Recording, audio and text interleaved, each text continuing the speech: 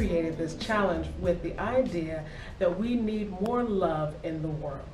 And as a Christian, I think about love in terms of God and through the lens of Jesus Christ, who claimed the greatest commandment to be to love the Lord your God with your whole mind, body, and strength, and to love your neighbor as yourself. So in this challenge, our focus is on loving God, loving neighbor, and loving ourselves.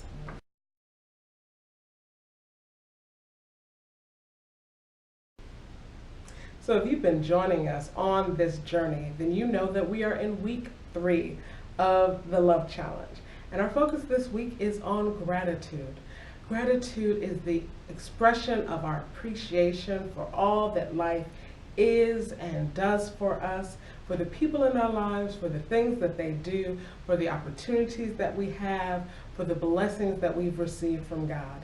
We express gratitude for who God is and what God does, and also in anticipation of what God is going to do in our lives. We express gratitude towards our friends, our family, our co-workers, our neighbors, the people who live in our communities, the people with which we interact on a day-to-day basis, by saying thank you, by saying I appreciate what you did. I appreciate the gifts that you have and bring into my life. I just appreciate your presence. And we express gratitude toward ourselves as we understand how we have been blessed and the blessing that is within us. So, this week's challenge again is threefold in terms of loving God through gratitude, loving our neighbor through gratitude, and even loving ourselves through gratitude. So here are my suggestions. Loving God, the gratitude journal, and all of these things is very helpful. Gratitude journal is a wonderful practice. I've been journaling for probably 3 years, specifically in terms of gratitude. And I find that it just is a way to remind myself of how good my life is. And even in the midst of challenging times, I find there is always something for which I can be grateful, that I can say thanks, that I can look on the bright side, if you will. One of the reasons that I started doing gratitude journaling was in order to help make myself feel better in times of difficulty and challenge, because what we feed ourselves, what we experience, the things that we have to deal with on a daily basis, those are the things that inform our attitudes and our behaviors. And the more we can program ourselves and feed ourselves positive things, positive attitudes, positive perspectives and viewpoints, the better off that we feel. And so gratitude and expressing it, writing things down in particular, is such a great way to remind ourselves about the blessings that we have. And it also is just a way to improve our attitudes on a day-to-day basis. So I encourage you to incorporate journaling as part of this week's challenge. And in terms of God and gratitude, thanking God and praising God for who God is. We often hear the words praise and worship linked together as if they are the same thing. My experience and my understanding is that praise is expressing to someone else how great God is, and worship is expressing our love and adoration directly towards God. So one is talking about God and about God's relationship with us and about the works that God does and giving God praise for being an awesome God. And worship is saying directly to God and communicating directly to God. So in this challenge, I'm encouraging us to do both, to praise and worship God, and do it from the lens of gratitude.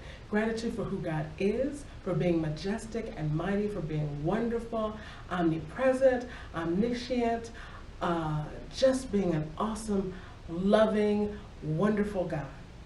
And all that means in our lives, a God who hears and sees and understands, who touches us and walks with us through all that we experience. Praise God, worship God, give thanks to God. Loving our neighbor through gratitude. Well, how can we do that? I think thank you, those two words are so underutilized. They make such a difference. And I just believe we can thank people for the little things as well as the big things, the things we expect people to do, as well as the things that are unexpected. We often say thank you when someone does a wonderful deed for us that we weren't anticipating. But why not say thank you when someone does something that they do every single day or on every single week on a routine basis that we so often can take for granted? Instead of taking that for granted and by necessity then taking the person for granted, let's take a moment and thank them for all of that they contribute into our lives and what that means for us. So expressing gratitude by saying thank you. The other recommendation I would have is sometime during this week, write a note, jot off a letter, and send it to someone giving them thanks, thanking them, showing your appreciation for who they are, for the gifts that they have, for their personality, for the experiences you've had with them in your lives, for all that they bring and how the ways they are meaningful to you. When I was in college, and I don't even remember what prompted me initially to do this, but I sent my parents, and my parents are deceased now, but I sent my parents a letter saying thank you to them for all the sacrifices they had made, for the values they had instilled in me, just for being awesome and wonderful parents, expressing my love for them. I was just feeling how much they had done for me and how I was at the place where I was because of them, and I was just feeling so much gratitude and appreciation. I had to write it down and I sent it to them. And when they got it, of course, we used to talk at least once a week, and they of course, called me when they received the letter, and they were so happy by that and blessed by the fact that I had sent them the letter. But I will tell you that when my father passed away, and we were going through his things, I actually was going through his wallet. I was in financial services at the time, so I was looking to put credit cards in just my mom's names and all those things that you need to do when someone passes away, all those details.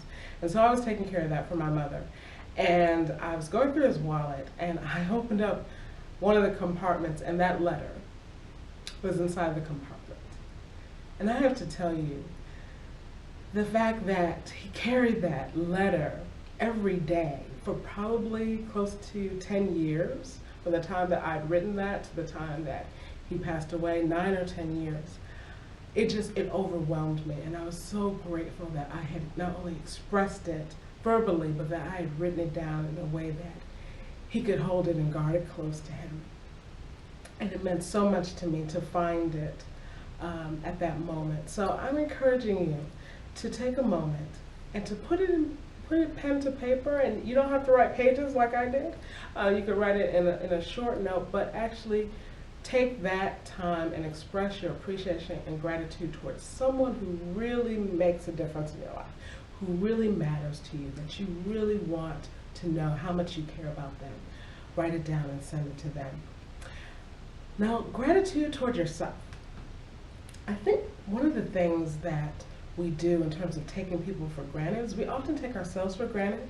We live in a society where we often fail to recognize how wonderful we are in a way that isn't about boasting, but about really just reflecting on how blessed we are, what the gifts that we have, and what a difference we make in the world, and how we appreciate ourselves. So write a letter also to yourself, or make a list of all the wonderful things that you are grateful about yourself, that you are grateful about who you are and your identity. We spend so much time trying to improve and to change things about us, and that can be very helpful, but it can also be helpful to say, you know, I like my smile. You know, I like the way that I listen to people.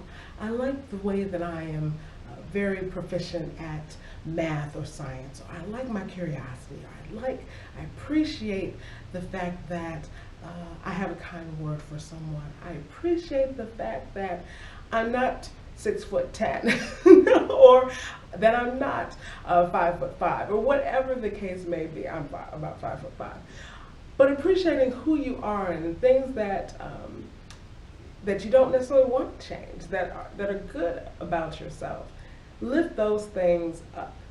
I think that was a good practice to occasionally do. Again, not to make ourselves boastful, but to appreciate that we are people of value and worth and worthy of being loved for who we are, not for who we're becoming or not for who we might one day be or who we used to be, but who we are right now.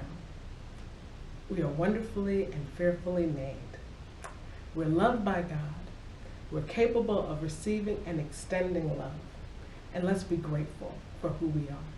So this week's challenge, again, is focused on gratitude. As you know, I will have an accompanying blog post on medium.com, which I will link in the description box below.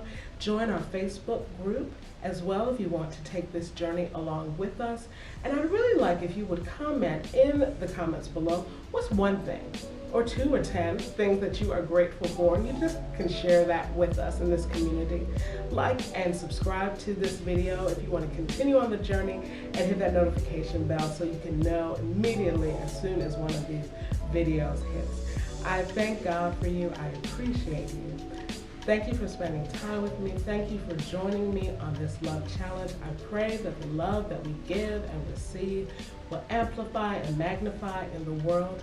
And until I see you the next time, remember, love God, love neighbor, love yourself. God bless you.